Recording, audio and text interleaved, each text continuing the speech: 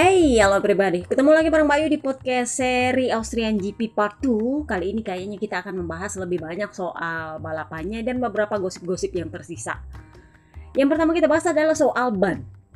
Jadi gini, sirkuit Red Bull Ring adalah sirkuit yang paling banyak meminta pengereman dan tentu juga ban yang lebih punya daya tahan tinggi.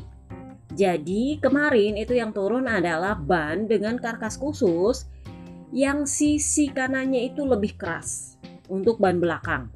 Selain itu, rem yang turun juga lebih besar, lebih gede cakramnya.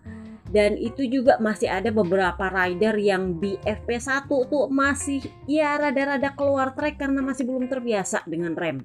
Terutama karena motor tahun ini cenderung lebih cepat daripada tahun lalu.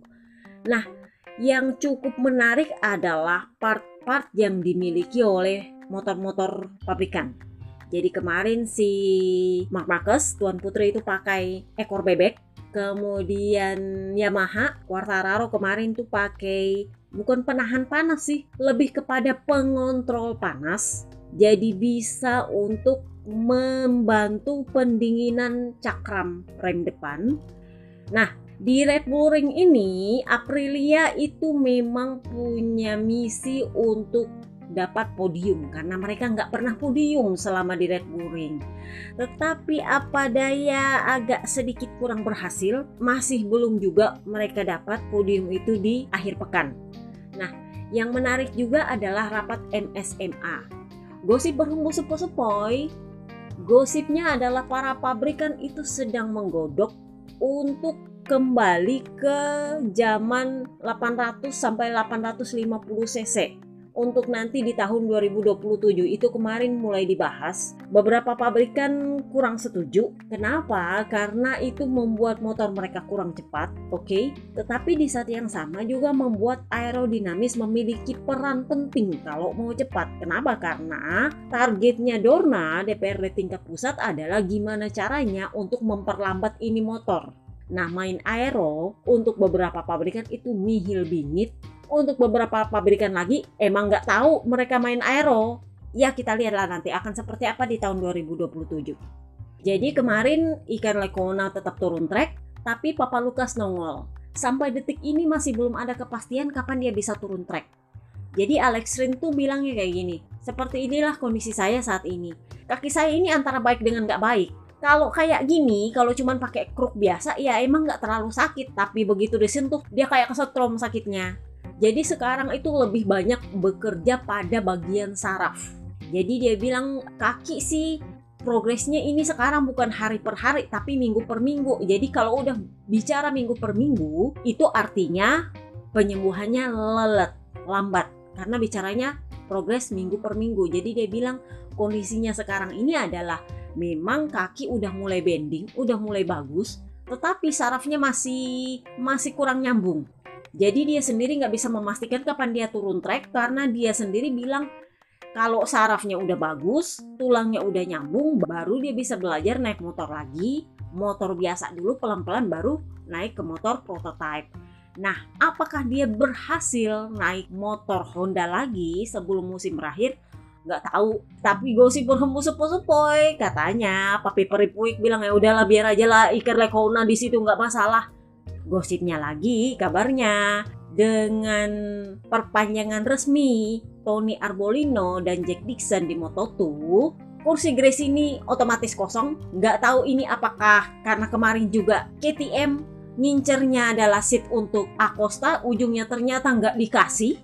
Jadinya masih belum tahu Acosta bakal naik di mana. Dan Papa Yohan sudah gue bilang di part pertama, gosip itu masih menggantung bahwa dia mengetuk pintu Gresini meskipun dia menyangkal. Kalau Tuan Putri menyangkal ternyata dimentahkan oleh pit bearer, ini belum ada yang menyangkal sih dari Gresini. Jadi memang gosip itu masih open bahwa sebenarnya dia mengetuk pintunya Yamaha, tapi Yamaha lebih tertarik pada Papa Lukas. Dan dia juga gosip bahwa dia ngetuk pintunya Gresini tetapi Ducati masih belum iakan. Kenapa? Karena itu seatnya pabrikan Ducati bukan seatnya satelit. Seatnya satelit itu kan untuk Alex Marquez udah kadung diambil. Jadi so far Ducati belum kasih ide apa-apa sama sekali soal itu. Sementara kalau untuk Morbidelli itu udah mulai settle ke Pramac. Kenapa? Karena memang tukar guling lah sama Best. Kursi yang ditinggalkan oleh Zarco yang akhirnya resmi masuk LCR itu untuk Morbidelli. Which is itu menjadi tawaran yang jauh lebih bagus daripada dia digracingin dengan motor bekas. Jadi kemarin ada yang nanya, itu gimana tuh soal Pedro Acosta? Ada yang bilang Jack Miller mau dikorbankan lah, ada yang bilang Pol Espargaro.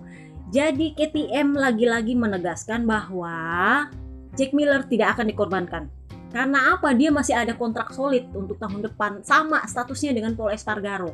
Dan dua orang ini nggak bisa diganggu-gugat. Kalau ada yang bisa diganggu-gugat itu cuman rider di gas-gas Tech 3. Nggak bisa diganggu itu Jack Miller sama Brad Binder. Meskipun kondisinya Jack Miller mulai agak memble-memble nih sekarang. Jadi kemarin tuh dia ditanya dia kenapa. Dia sendiri bingung karena menurut dia ban dia kurang grip. Ya kalau menurut gue lagi kena apa saja. Jadi menurut dia ban dia kurang grip dan dia agak kesulitan untuk mengejar. Jangankan ngejar, untuk mempertahankan posisi aja dia makin keteteran ke belakang. Jadi bukan berarti dia akan didepak. Sementara Augusto Fernandez justru diumumkan perpanjang.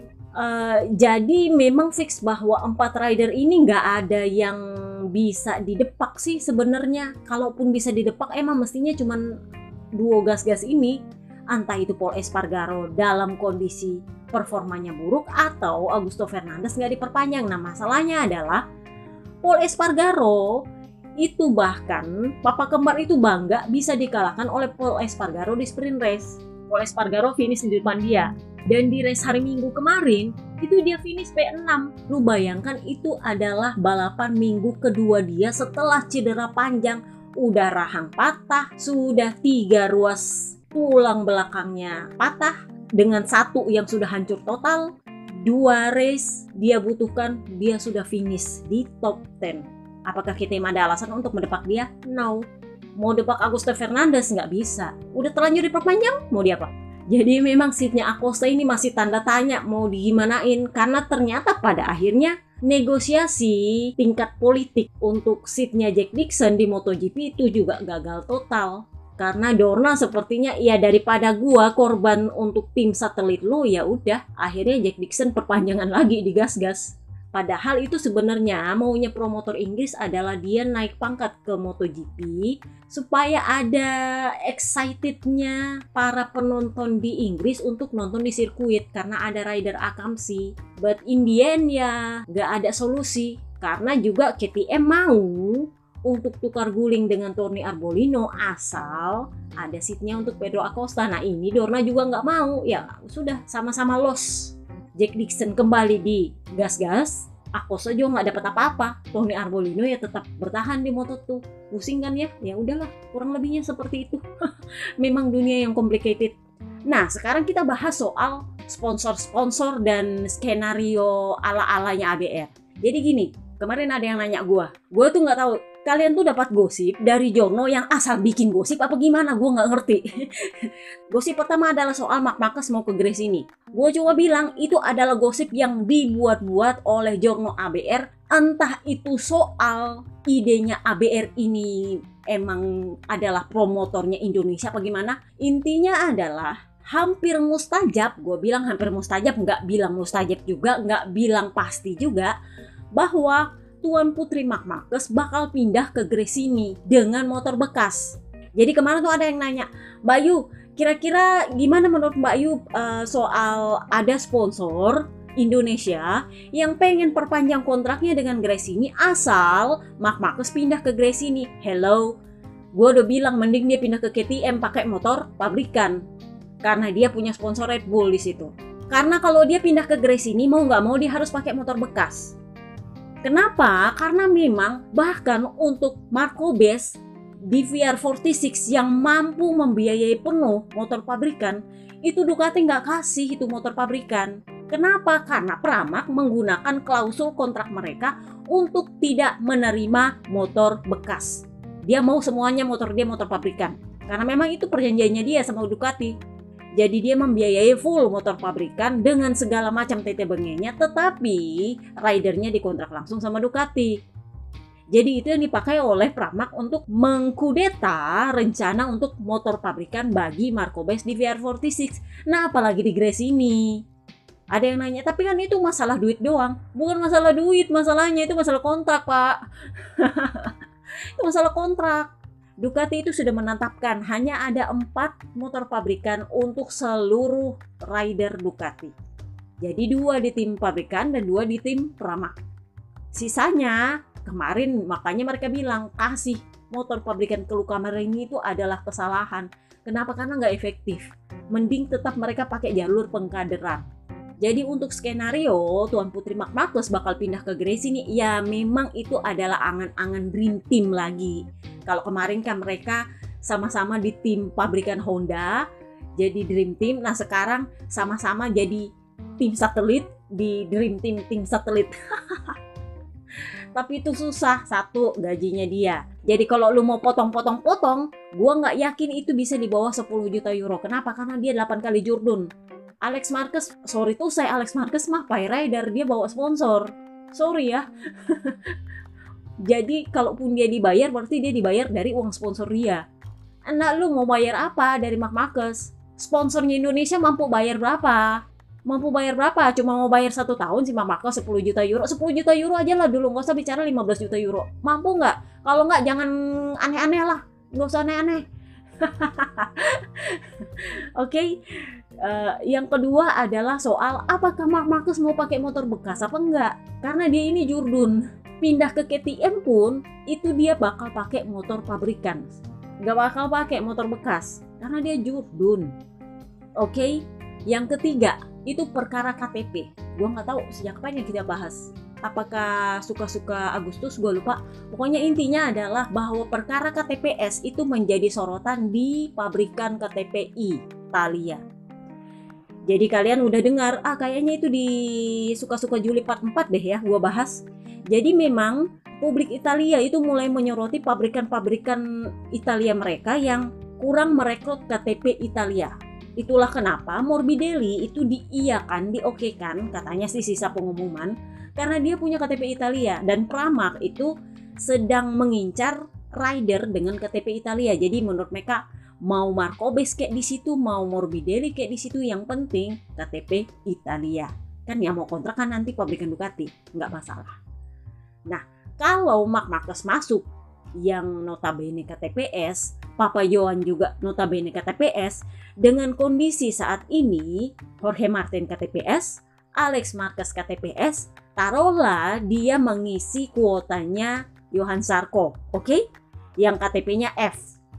Masalahnya adalah ini KTP-nya lagi-lagi S. Sudah itu Marc Marquez pula yang memang Ducati itu agak-agak kurang bersahabat meskipun dia terbuka untuk itu. Ya kita nggak masalah sih, dia bagus. Tapi kalian dengar berapa kali Ciabatti bilang kami nggak butuh rider tua. Sementara Marc Marquez itu udah 30 tahun. Jadi ya memang ya nggak masalah kalau cuma menghayal-menghayal. Tapi ya bukan mustajab juga sih kalau menurut gua. Oke, jadi untuk Grace ini so far yang masih terbuka open gosipnya adalah untuk Bapak Johan dan Marc Marquez. Pada akhirnya ada media Italia yang membahas itu dan dia bilang apa? Itu cuman bikin senang penikmat bursa rider doang sih. Karena itu adalah skenario yang sangat amat lemah, lebih masuk akal untuk menerima Marc Marquez di KTM. Kemudian kemarin juga bahasanya adalah tahun depan. Marc Marquez sudah berapa kali bilang, gua akan selesaikan kontrak gua di Honda. Artinya, kalaupun dia mau pindah, nggak bakal tahun depan, tapi 2025. Oke? Nah, sementara sisi yang kosong saat ini adalah untuk tahun depan. Jadi, kalaupun misalnya Grace ini mau terima rider untuk tahun depan, artinya kontraknya bakal 1 tahun, kalau memang ngincernya Marc Marquez. Jadi, satu, soal gaji, nggak usah bicara 15 juta euro per tahun, karena gaji dia di Honda itu adalah 25 juta euro per tahun. Buat aja 10 juta euro karena gajinya Quartararo itu 15 juta euro per tahun.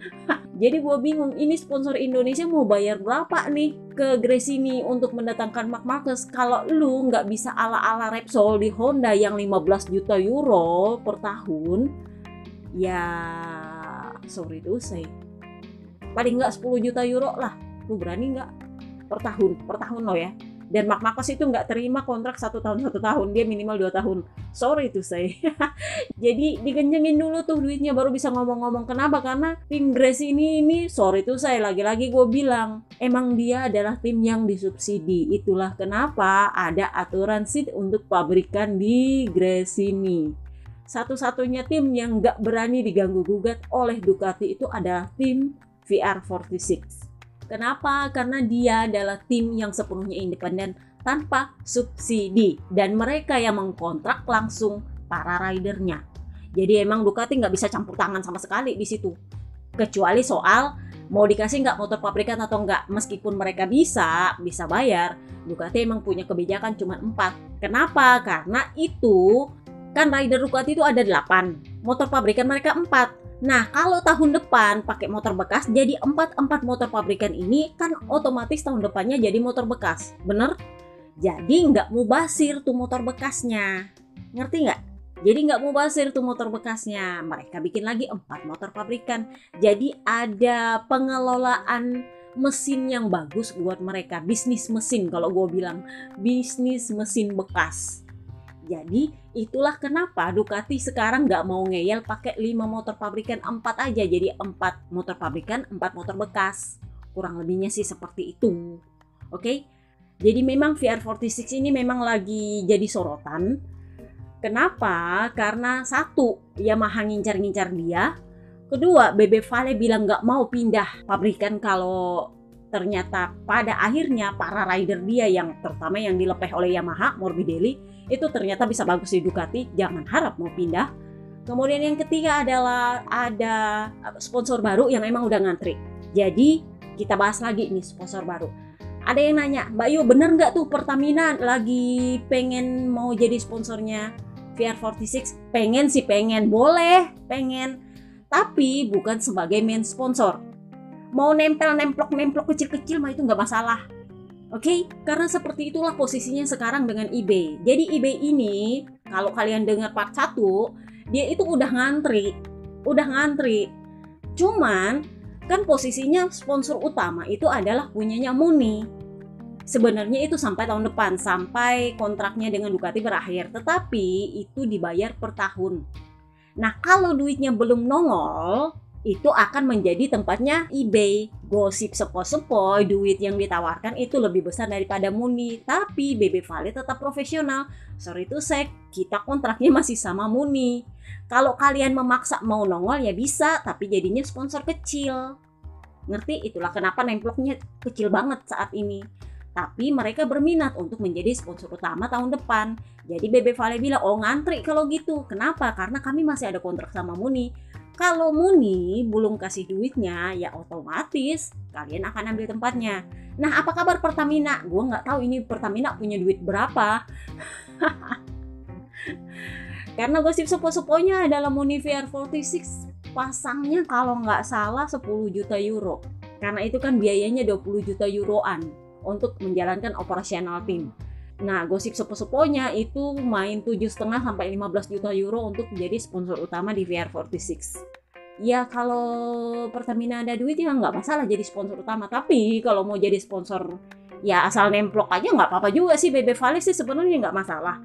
Cuman kalau menurut gue sih ini adalah sebuah manuver bau-bau politiknya. Bau-bau 2024 men. Why? Karena kalian lihat aja, itu menterinya siapa? Menterinya siapa tuh yang pegang Pertamina? Kalian bisa lihat, dia itu udah jalan-jalan ke sana sini, ngurusin bola lah, ngurusin inilah, ngurusin itulah. Nah, dia mulai ini masuk lagi ke MotoGP. Buat apa? Buat membahas soal gue layak nggak buat 2024. Gue sih nggak masalah. Yang penting jangan Bebe Vale dipanggil ke KPK. Awas lo ya. Saran gue nih buat yang mau buang-buang duit buat nemplok sponsor di VR46 gini, kan Pertamina ada tim tuh di Moto2.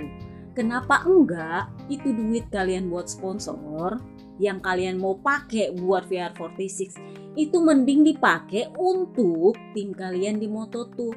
Motor dibagusin, rider bagus dicari, atau kalau enggak kalian pakai untuk bikin pengkaderannya rider Indonesia ala Pertamina. Coba tuh lihat Idemitsu, kurang lebihnya seperti itulah. Atau lihat caranya Red Bull, nggak perlu kita keluar-keluar, enggak, cari di Indonesia aja. Maksud gue gini loh, pakai itu duit untuk yang lebih bermanfaat daripada lu mejeng di VR46. Kalian kan ada tim juga di Moto2 lah, itu loh nggak jadi apa-apa. Mending itu yang dijadiin apa-apa biar lebih kelihatan, bener nggak? Lalu dekatinlah itu para stasiun TV yang pelit banget soal penyiaran gratis, yang bikin kita nggak bisa nonton. Kan mereka siarin tuh Moto2 mestinya. Ya dibujuk gimana caranya lah supaya nggak terlalu pelit soal penyiaran. Serius deh gua. Kalian mau kasih lihat itu di luar, mau nyaingi Petronas. Saran gua adalah kalau mau nyaingin Petronas kasih bagus dulu timnya. Oke, jangan kayak Petronas, Yamaha kemarin, nemplok sih nemplok, ujungnya mundur juga, bubar itu tim. Jadi mending tim yang di Moto2 yang dibagusin motornya, dibagusin ridernya, rider-rider Indonesia dibagusin caranya untuk balapan, biar kita ada rider juga, jangan cuma Thailand, jangan cuma Malaysia. Jadi itu jawaban gue soal gimana soal Pertamina nemplok di VR46. Mending itu duit dipakai ke tempat yang lain kalau memang niatnya bagus. Kalau niatnya cuma buat promosi dan ala-ala 2024, lu bisa bilang gue nyinyi deh. Gue nggak suka Bebek Fala dipakai untuk alat politik. No, I don't like it. Oke? Terserah lu nemplok di mana kek, asal jangan VR46 please. Mau nemplok di Grace ini gue nggak pusing. Nemplok aja di Grace ini, terserah deh lu.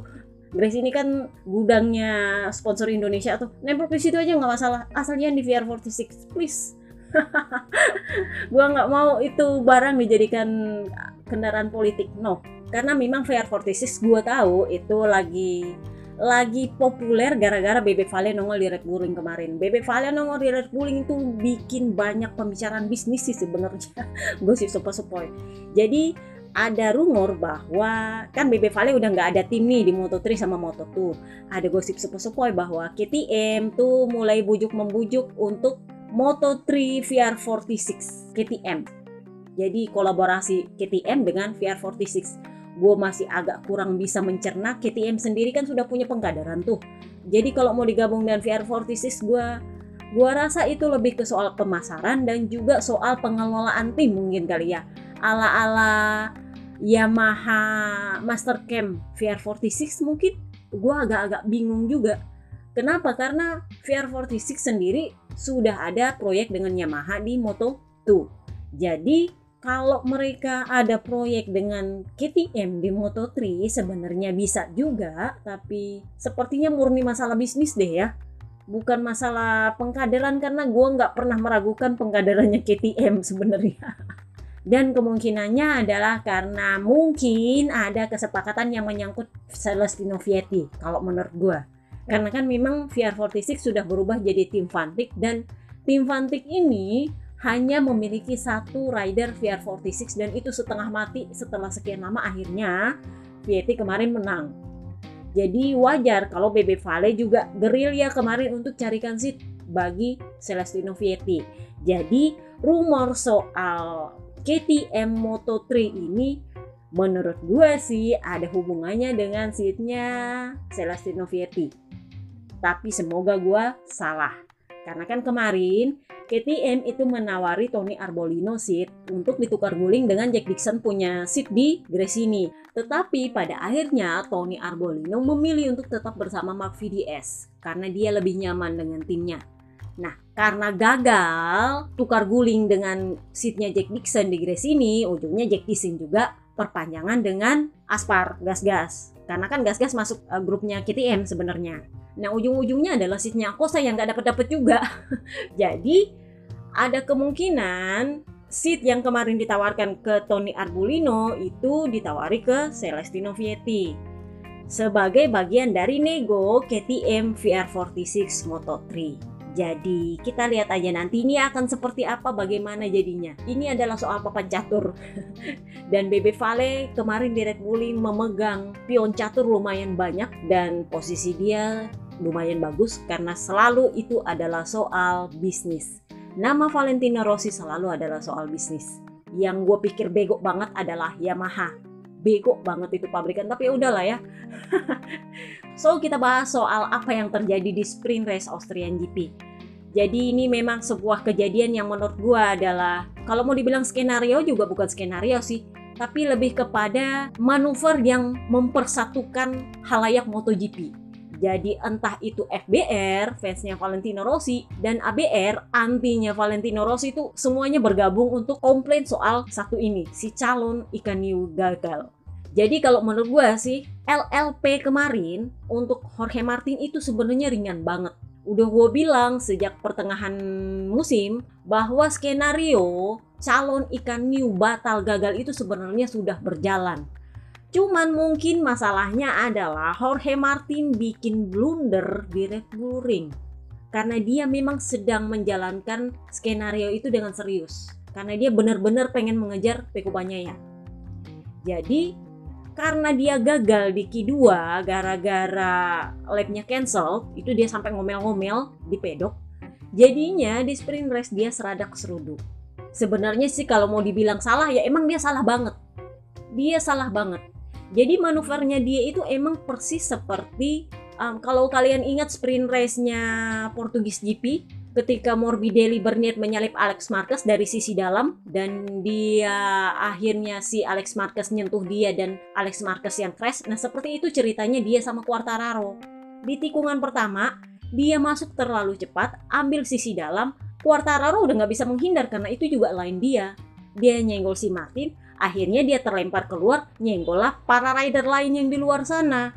Yang paling rugi lagi-lagi Marco Bes.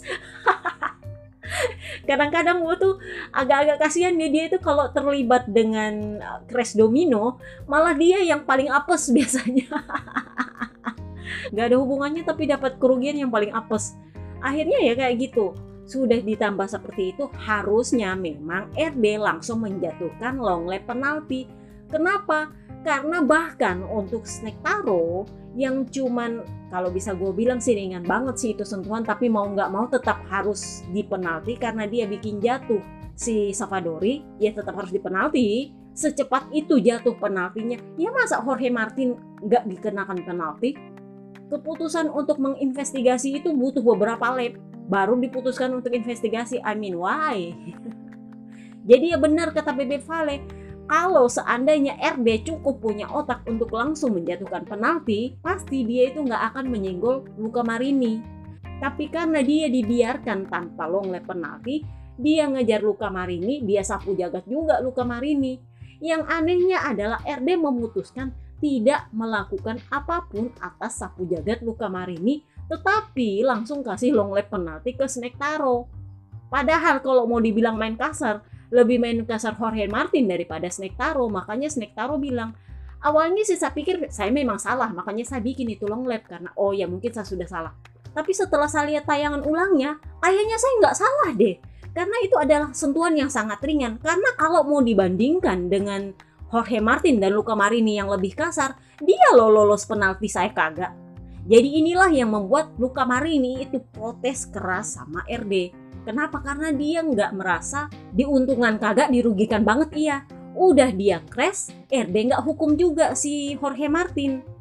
Jadi dia bilang, kita perlu mempertanyakan RB. Masa untuk kejadian yang sama, Snektaro dapat LLP secepat itu, sementara Jorge Martin tidak dikenakan LLP atas insidennya dengan saya. Bahkan LLP untuk kejadian di turn 1, di tikungan 1, itu belum dijatuhkan kan waktu itu. Jadi dia bilang, masa untuk rider yang seperti itu nggak dijatuhkan hukuman sama sekali? Kan aneh. Dia loh sudah sapu jagat berapa orang. Sementara Snektaro cuman, menurut gue sih cuman senggolan ringan banget, tapi memang ujungnya Savadori jatuh, itu langsung kena LLP. Jelas dipertanyakan kan.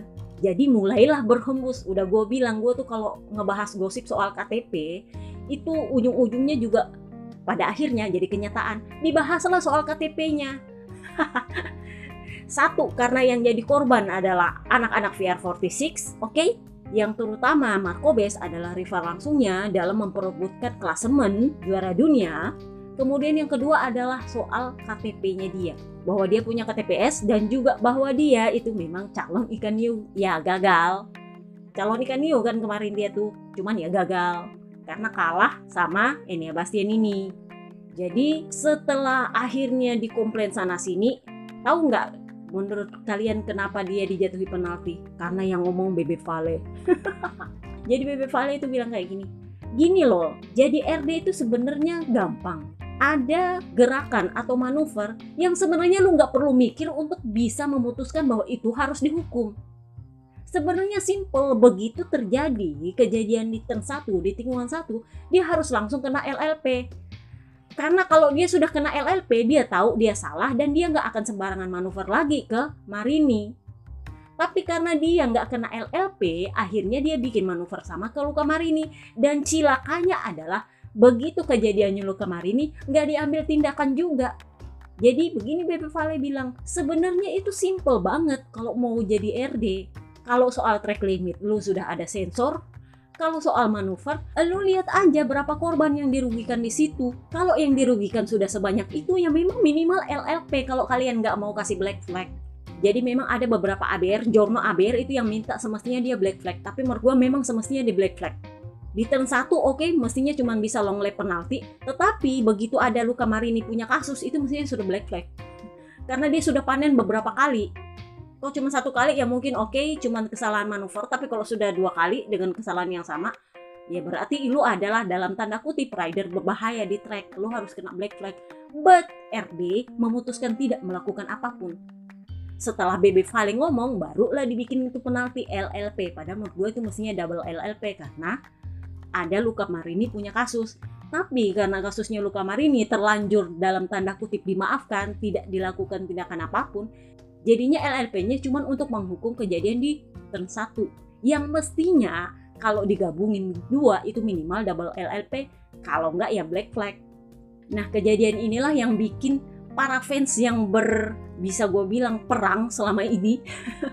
ABR versus FBR selama ini perang, ujung-ujungnya jadi bersatu. Kenapa? Karena memang Jorge Martin ini dibenci sama ABR gara-gara kasusnya Tuan Putri Marc Marquez waktu di Portimao itu. Dia bilang kayak gini, Marc Marquez itu memang wajib di penalti. Kenapa? Karena dia memang sudah berapa kali gerasa gerusuk dan itu tanpa penalti. Jadi memang sudah waktunya dia di penalti. Lu nggak bisa gerasak gerusuk sembarangan di track. Jadi begitu Jorge Martin gerasak gerusuk dan sapu jagat di track, keluarlah tuh kata-katanya ABR. Lah dia kemarin bilang Marc Marquez ini itu, dia sendiri juga bikin tanpa penalti pula. Sementara FBR ya emang jengkel sama Jorge Martin gara-gara semua ridernya VR46 disapu jagat di sprint race kemarin. Nggak ada yang finish. Bebe Vale tuh sampai pusing liatnya. Tapi ya lumayan lah, kemarin semuanya terbayar lunas di hari Minggu. Vietti menang, Marco-Bes podium, Luca Marini juga finishnya bagus. Jadi ya lumayan bikin senang Bebe Vale lah.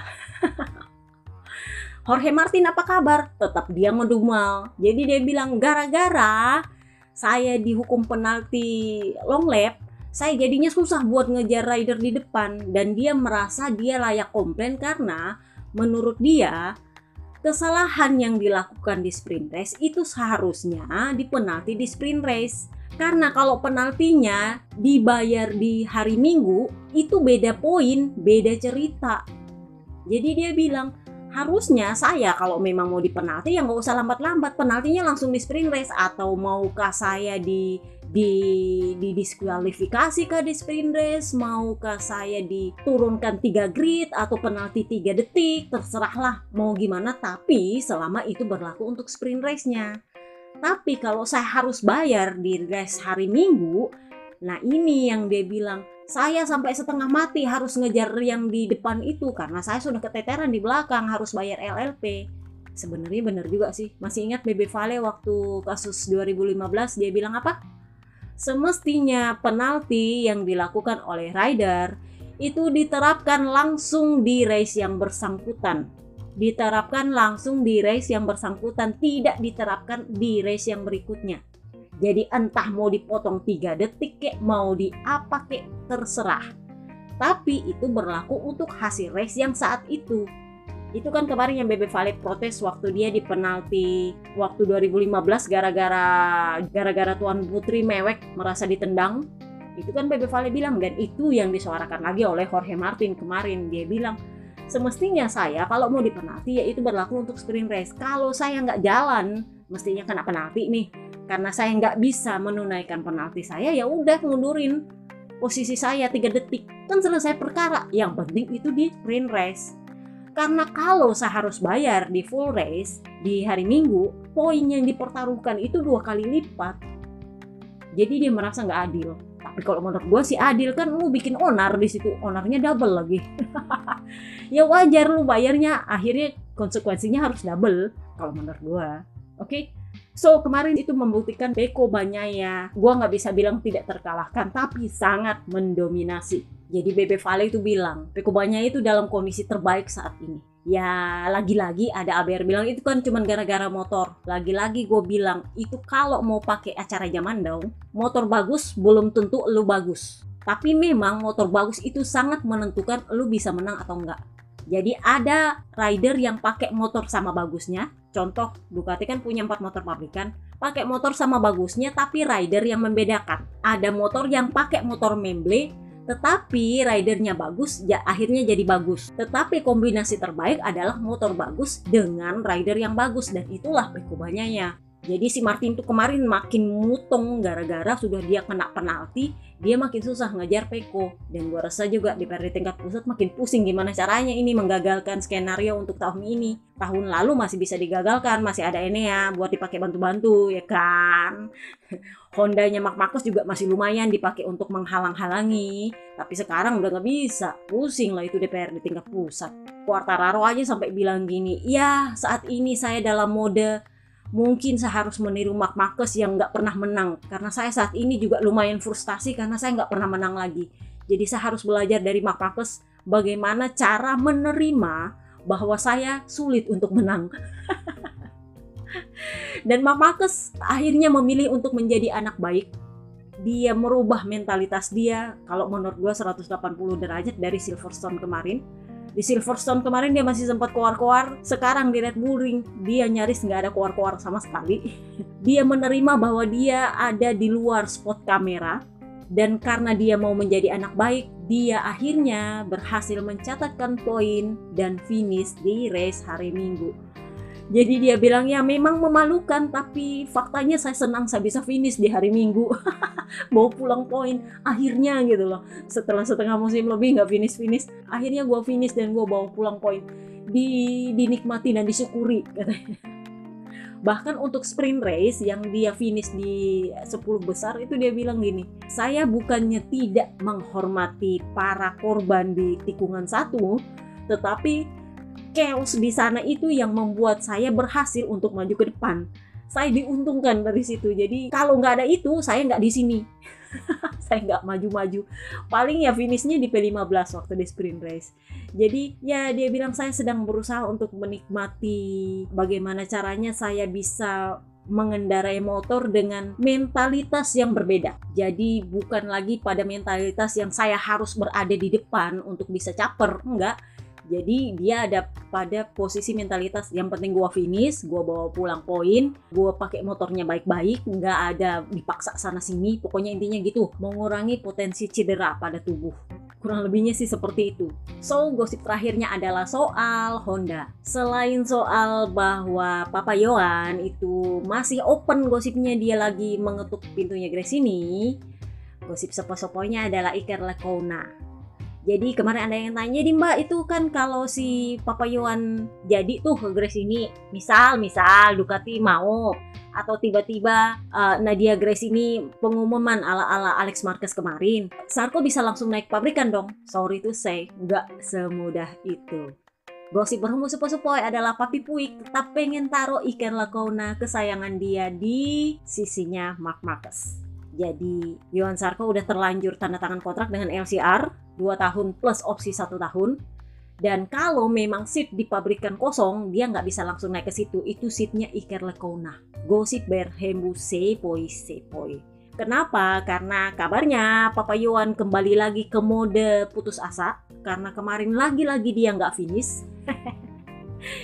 Jadi gosip sepoi-sepoinya adalah dia kembali ke mode putus asa. Dia meskipun sebelum-sebelumnya dia bilang, oh ya saya yakin dengan motor ini, bla bla bla bla bla. Ya you know lah ya.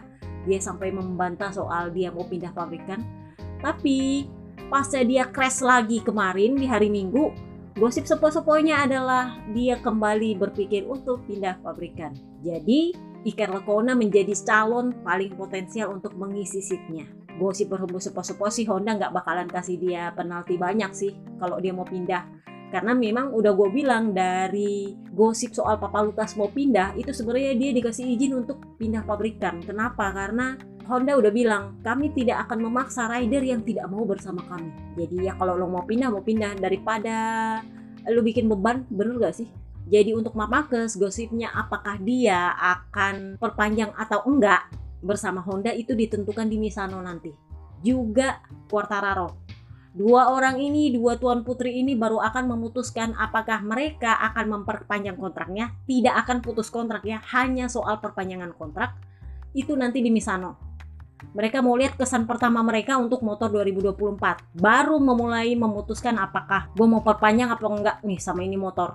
Tapi bukan berarti Marc Marquez mau pindah. Dan kalaupun tiba-tiba kepentok dia mau pindah, gue nggak yakin dia mau pindah dari Honda pabrikan ke Ducati bekas. Nggak mungkin sih, kalau menurut gue agak-agak susah. Itu masih agak kurang bisa diterima nalar untuk gue. Tapi ya nggak ada yang mustajab, oke? So itu aja, kayaknya kita udah kepanjangan. Gue rasa masih ada lagi yang gue lupa, gue nggak tahu apa. Tapi biasanya kalau udah gue posting, baru gue ingat apa yang gue lupa. Oke, see you next time guys, bye-bye.